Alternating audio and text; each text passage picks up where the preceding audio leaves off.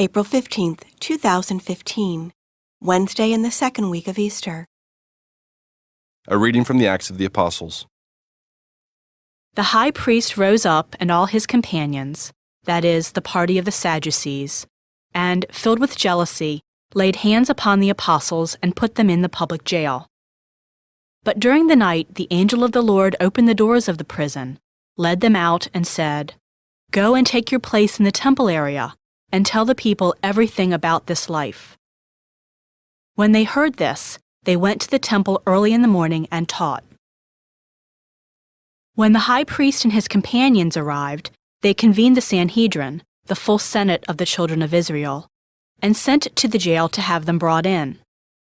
But the court officers who went did not find them in the prison, so they came back and reported, "We found the jail securely locked and the guards stationed outside the doors, but when we opened them, we found no one inside."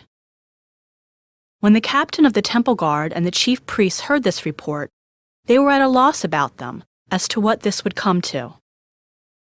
Then someone came in and reported to them, "The men whom you put in prison are in the temple area and are teaching the people." Then the captain and the court officers went and brought them, but without force, because they were afraid of being stoned by the people. The word of the Lord. The responsorial psalm. The response is, "The Lord hears the cry of the poor." I will bless the Lord at all times. His praise shall be ever in my mouth. Let my soul glory in the Lord. The lowly will hear me and be glad. The Lord hears the cry of the poor. Glorify the Lord with me. Let us together extol his name. I sought the Lord, and he answered me, and delivered me from all my fears. The Lord hears the cry of the poor. Look to him that you may be radiant with joy, and your faces may not blush with shame.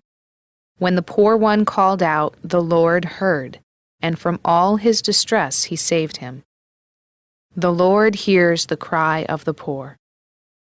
The angel of the Lord encamps around those who fear him and delivers them.